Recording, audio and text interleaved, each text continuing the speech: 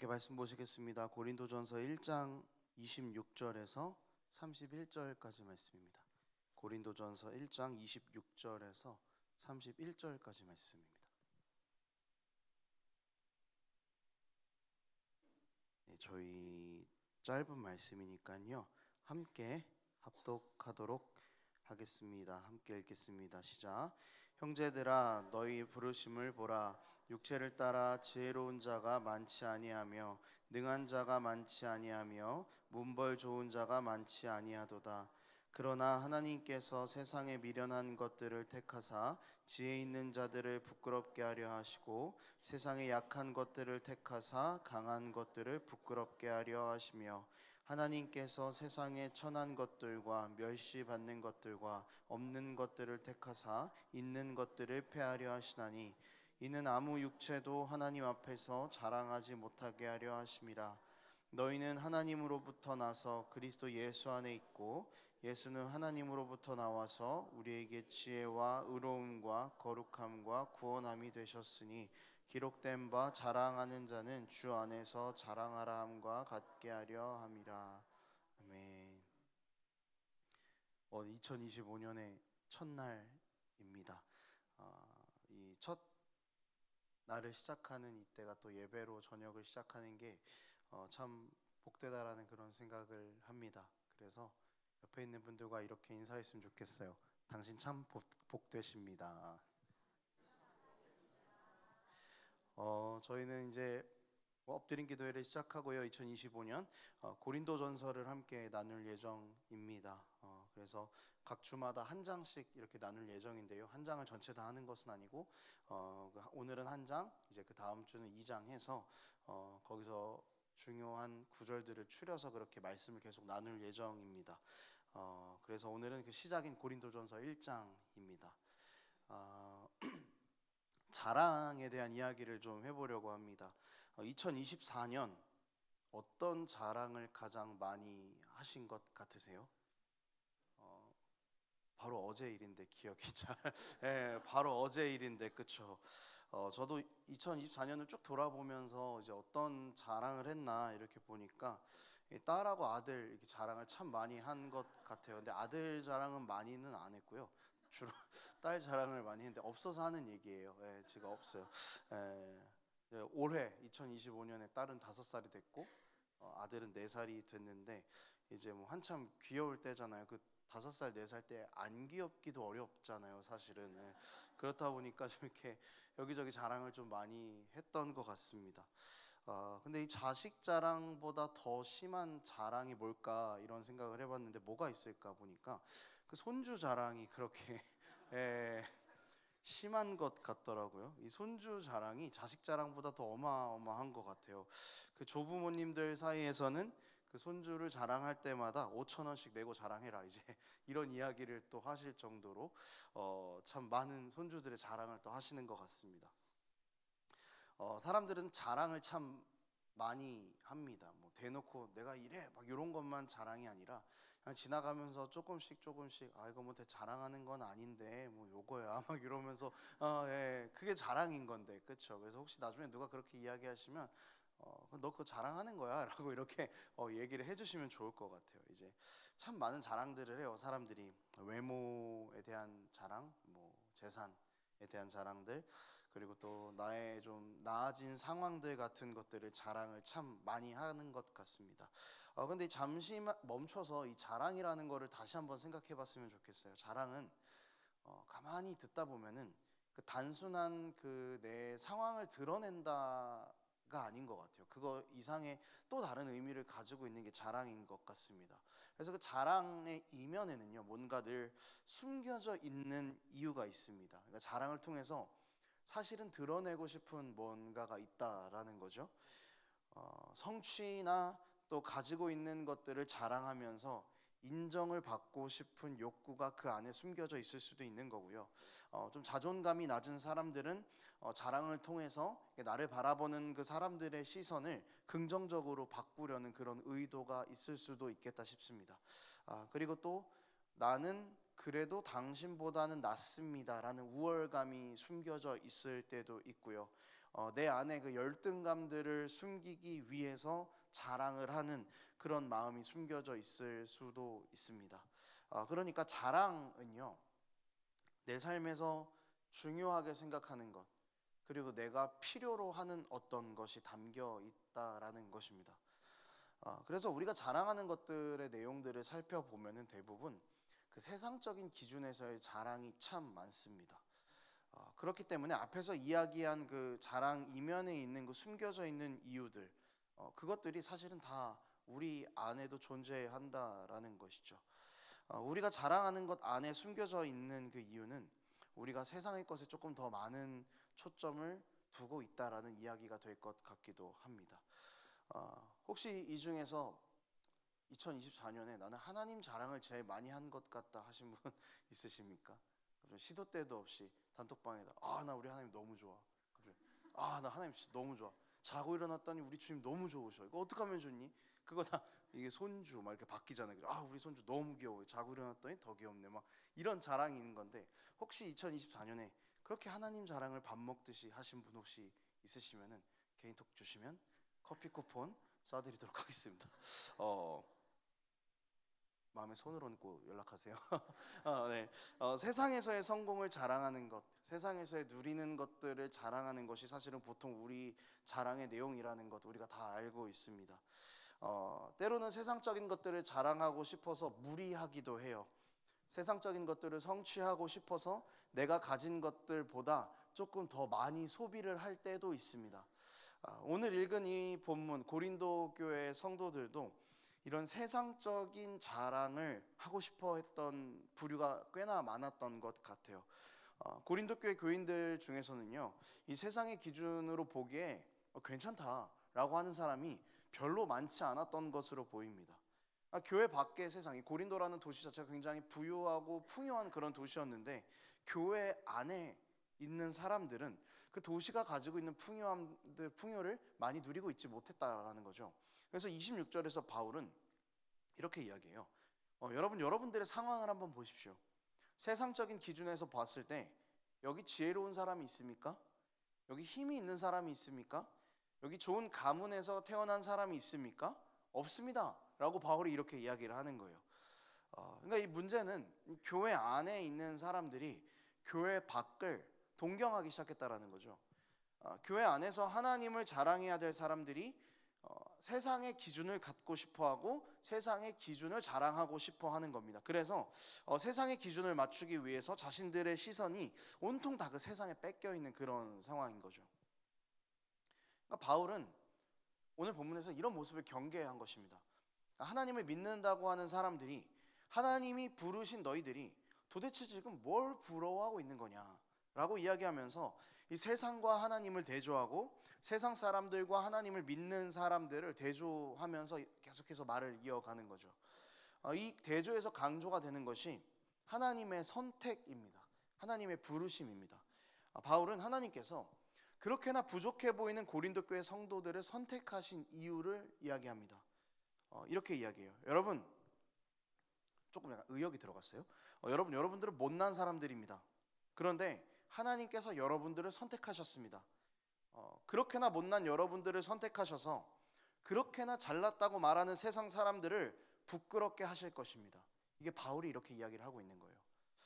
하나님께서 여러분들을 선택하신 그 계획에는 틀림이 없고, 하나님께서 여러분들을 선택하신 목적은 여러분들을 통해서 세상에 저 화려하고 대단해 보이는 것들이 오히려 미련한 것이고 유한한 것임을 드러내려는 것입니다. 이게 하나님 뜻입니다 라고 바울은 이야기를 하고 있는 것입니다.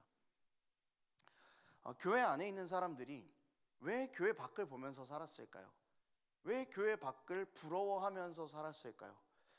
화려해 보이고 교회 밖에 있는 것들을 가지면 너무 좋고 행복할 것만 같았습니다. 그래서 교회 밖에 있는 기준들을 내가 소유하게 되면은 이 기준들을 가지고 내가 선택했을 때 조금 세상 안에서 떵떵거리면서 자랑하면서 살 수 있을 거다라는 생각을 했던 것이죠.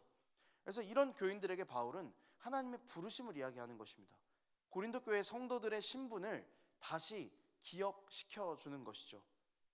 여러분들은 하나님께서 부르셔서, 하나님께서 선택하셔서 지금 이렇게 하나님을 예배할 수 있는 사람들이 된 것입니다.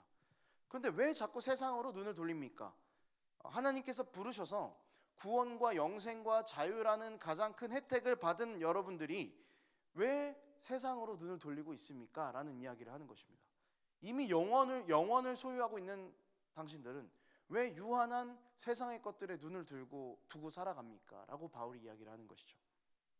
여기에 더해서 여러분, 세상 밖을 두려워하지도 말고 부러워하지 말고 세상의 기준을 가지려고 애쓰지도 말고 세상의 기준을 가졌다고 자랑하지도 말고 하나님을 보십시오 라는 그 얘기를 바울이 더 하고 있는 것입니다. 하나님께서 가장 연약한 사람들을 선택하셨던 것, 지혜롭지도 않고 부유하지도 않고 명문 가문도 아닌 우리를 선택하셨다라는 사실은요, 사실 궁극적으로는 죄인인 우리를 선택하셨다라는 이야기이거든요. 세상의 기준을 더 사랑하고 세상의 기준을 맞추려고 노력하고 비교하고 만족도 없이 우리가 살아가는 이유, 우리가 계속해서 자랑함으로써 뭔가 우리 안에 결핍을 채우려고 하는 그 이유가 사실은 우리 안에 죄 때문입니다. 우리는요, 하나님을 배신했습니다. 죄가 더 좋다고 스스로 죄의 편에 서버렸죠. 그런데 그런 우리를 하나님께서 자녀로 삼으셨습니다. 죄의 모든 문제로부터 우리를 해방시키셨습니다. 자신의 아들 예수를 통해서 우리의 모든 죄의 문제를 다 해결하셨습니다. 이 결과로 예수 안에 있으면 우리는 세상의 기준을 얻기 위해서 노력할 필요가 없고 더 이상 비교할 필요도 없고 만족하지 못할 이유도 없습니다. 십자가가 완전하기 때문에 그렇습니다. 십자가의 구원이 완전하기 때문에 그렇습니다. 세상은 유한한 것들을 얻기 위해서 자격을 얻으려고 합니다. 성취를 이루려고 합니다. 유한한 것을 얻으려고 자기의 삶을 거기에다 다 갈아 넣는 게 세상 사람들이 사는 방식입니다. 그렇게 얻은 무언가가 나를 살려줄 거야. 이것만 있으면 내가 오늘도 꽤나 가치 있는 삶을 살 수 있을 거다라고 말하는 것이 세상의 이야기입니다. 그런데 그리스도인들은 무한한 하나님의 은혜가 우리에게 주어졌고 영원한 생명이 자격 없는 우리에게 이미 주어졌다고 믿는 사람들입니다. 그러니까 흔들리지 않는 것이 그리스도인들인 거죠. 바울이 고린도 교회 성도들에게 하나님의 선택과 부르심을 강조하는 이유가 이것입니다. 고린도 교회 성도들은 세상의 기준에서 보면은요, 냉정하게 있으나 마나한 사람들입니다. 가난하잖아요. 가진 것도 없잖아요. 신분이 높은 것도 아니잖아요. 근데 바울은 하나님의 선택과 부르심을 강조하면서 당신들은 세상의 기준에서 자유로운 자들이 됐습니다. 그렇게 하나님 앞에 서게 됐습니다. 더 이상 세상 부러워하지 말고 여러분들을 살린 그 십자가, 거기에 더 집중할 수 있었으면 좋겠습니다 라고 이렇게 권고하고 있는 것입니다. 여러분들은 세상의 것이 아니라 그리스도 안에 있는 하나님의 것입니다. 여러분들은 세상의 소유가 아니라 그리스도 예수 안에 있는 하나님의 소유입니다 라고 바울이 이야기를 하고 있다는 것입니다. 여러분, 이 사실은요, 우리에게도 똑같이 바울이 들려주고 있는 이야기입니다. 그리고 이것을 우리가 우리 마음 가운데 바로 새기게 되면은 우리가 자랑하는 내용 자체가 바뀌어 버리게 되는 것이죠. 그리스도 안에 있으면서도 그리스도 밖에 있는 것들을 동경했던 그 고린도 교인들의 모습, 사실 이것은 우리들의 모습과 같은 거죠. 여러분, 다락 모임을 합니다. 그리고 또 교회 내에 많은 지체들과 교제를 하죠. 그리고 세상을 살아가면서 수많은 나의 지인들과 교제를 합니다. 그런데 그곳 가운데에서 대화하는 초점이 우리가 어디에 있습니까? 그곳 가운데서 우리가 자랑을 하는 초점이 어디에 맞춰져 있냐라는 거죠. 1시간, 2시간 모이는 자리 가운데에서 사실 우리의 다락 모임과 우리의 그 교인들이 같이 모이는 그 모든 자리는 하나님만 자랑해도 시간이 부족한 그런 시간입니다. 그런데 어떤 것을 자랑하고 어떤 것에 초점을 맞추고 계십니까? 세상 사람들과 대화할 때, 우리 주변의 지인들과 대화할 때 이런 얘기 해보신 적 있으시죠? 나 네가 참 부럽다. 근데 그 부럽다고 말하는 거기에 도대체 주어가 어떤 것이었습니까? 그러니까 왜 우리는 그리스도 안에 있으면서도 그리스도 밖에 있는 것들을 동경하고 부러워하고 있냐라는 것이죠. 이유는 간단합니다. 하나님께서 예수 그리스도를 통해 이루신 십자가의 그 구원에 대한 감격이 우리에게 옅어졌기 때문입니다. 우리가 예수님을 믿고 누리게 되는 영원한 생명에 대한 사모함이 우리 가운데서 옅어졌기 때문입니다. 예수 그리스도만이 나를 살리시는 분이십니다 라고 고백할 수 있는, 고백해냈던 그런 우리의 믿음이 가면 갈수록 옅어지고 있기 때문인 것입니다. 다른 이유가 없습니다. 십자가 외에 다른 것들을 바라보고 있기 때문에 우리가 세상을 부러워하고 있는 것입니다. 내가 받은 영원한 생명과 자유가 사실은 나에게 그다지 큰 자랑이 아니기 때문에 우리가 그렇게 살아가고 있는 것입니다.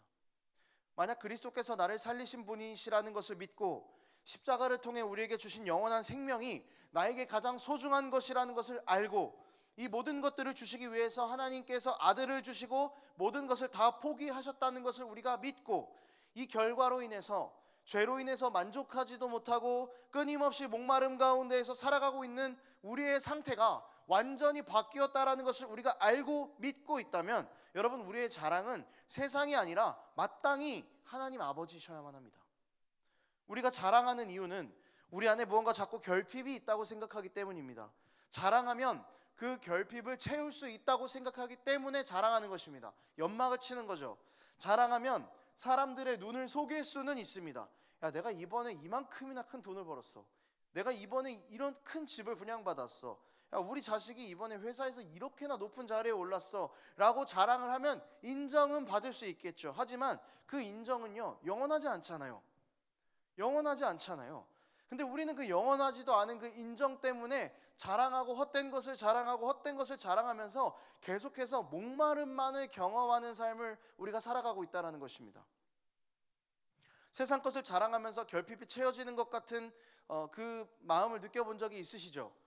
있으실 겁니다. 근데 그게 순간이라는 것도 경험해서 다 알게 되실 겁니다. 우리는 결핍을 채우기 위해서 자랑에 자랑을 늘어놓게 될 것입니다. 언제까지 그렇게 될까요? 죽을 때까지 그렇게 됩니다. 죽을 때까지 우리는 우리 안에 결핍을 채우기 위해서 자랑에 자랑을 늘어놓을 것입니다. 이 결핍과 헛된 자랑과 헛된 세상의 자랑을 끊기 위해서는 그리스도 예수가 필요합니다. 그리고 이제 우리는 더 이상 헛된 자랑을 계속해서 늘어놓을 필요도 없습니다. 하나님께서 이미 그의 아들을 보내심으로 우리 안에 모든 결핍을 다 채우셨기 때문입니다. 우리 안에 모든 목마름을 다 채우셨기 때문입니다. 그러니 우리의 자랑은 세상의 것을 얻었다라는 것이 자랑이 아니라 하나님이셔야만 합니다. 우리의 눈은 세상으로 참 쉽게 향합니다. 기도하고 나가도, 예배 드리고 나가도, 아침에 큐티를 하고 말씀을 보고 찬양을 듣고 나가도 우리의 시선은 너무나 쉽게 세상으로 향합니다. 하나님께서 우리에게 행하신 일이 크다는 것을 알고 하나님의 부르심과 선택에는 후회가 없고 완전하다라는 것을 알고 있음에도 불구하고 우리는 너무나 쉽게 세상을 바라봅니다. 세상으로 돌아가 있는 그 너무나 쉽게 돌아가는 우리의 시선을 하나님께로 돌리시기 위해서 예수님께서는 정말 어렵게 십자가를 지셨습니다. 십자가를 지고 가는 것이 너무나 힘들고 괴로우셨지만 그래도 우리가 세상을 향해 있는 그 시선을 하나님께로 돌리지 않는다면 사랑하는 백성들 가운데 있는 고통이 끝이 나지 않는다는 것을 알고 계셨기 때문에 너무나도 어렵게 십자가를 지고 골고다 언덕을 오르셨습니다. 이 사랑을 우리가 알고 있다면, 이 사랑이 우리를 살리는 힘이라는 것을 우리가 알고 있다면 여러분, 우리의 시선은 그렇게나 쉽게 세상으로 가지 못합니다. 그러니 여러분, 우리의 소망과 부르심을 다시 한번 점검해야 합니다. 우리가 얼마나 십자가를 사랑하는지 다시 한번 점검해야 합니다. 하나님께서 아들을 보내시면서 우리에게 주신 영원한 생명과 자유가 내 안에 얼마나 큰 기쁨을 주고 있는지에 대한 것, 여러분, 우리가 이거 다시 점검해야만 할 것입니다. 우리의 소망은 세상의 소망이 아니라 하늘의 소망입니다. 우리의 부르심은 하나님께서 아들을 죽이신 그 십자가에서부터 시작한 부르심입니다. 여러분, 이것을 반드시 기억하고 붙잡는 우리의 삶이 되기를 소망합니다. 세상의 기준을 자랑하면서 사셨습니까? 그런 우리의 삶이라면 여러분, 우리 스스로에게 다시 한번 질문하십시오. 내 안에 십자가가 살아있는가? 내 안에 구원의 기쁨과 감격이 살아있는가?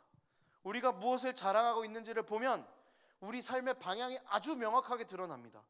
우리의 자랑을 통해서 무엇이 드러났습니까? 그리스도가 드러나셨습니까? 혹시 그렇지 못하다면 우리가 다시 말씀 가운데로 돌아갈 수 있었으면 좋겠습니다. 우리의 자랑의 방향이 우리 삶의 소망과 세상이 헛된 영광을 바라보는 것이 아니라 예수의 십자가만 드러내는 그런 자랑이기를 소망합니다. 말씀을 정리하겠습니다. 여러분, 우리는 연약하지만 정말 자랑할 것 하나 없는 사람들이지만 하나님께서는 그런 우리를 선택하셨고 우리의 모든 죄의 문제를 해결하시기 위해서 아들을 보내셨습니다. 우리가 누리고 있는 이 모든 것들과 우리가 세상만 생각하지 않고 하나님을 생각할 수 있는 것, 그리고 바르게 살지 못할 가능성이 충분한데도 우리가 바르게 살기 위해서 노력할 수 있는 힘, 세상에서 살다 보면 목마르지만 그래도 우리는 목마르지 않습니다라고 고백할 수 있는 것, 우리가 비교 우위에 서려고 우리의 삶을 거기에 갈아 넣지 않을 수 있는 것, 이 모든 것들이 그리스도 예수를 통해서 하나님께서 우리에게 주신 것들입니다. 그러니 우리가 자랑을 하려면 하나님을 자랑해야 합니다. 자랑을 하려면 십자가를 자랑해야 합니다. 하나님을 자랑한다라는 것은 우리의 연약함을 인정하는 것입니다. 그리고 하나님의 크심을 인정하는 것입니다. 이런 자랑이 우리의 삶 가운데 멈추지 않고 계속되기를 축복하고 또 도전드립니다.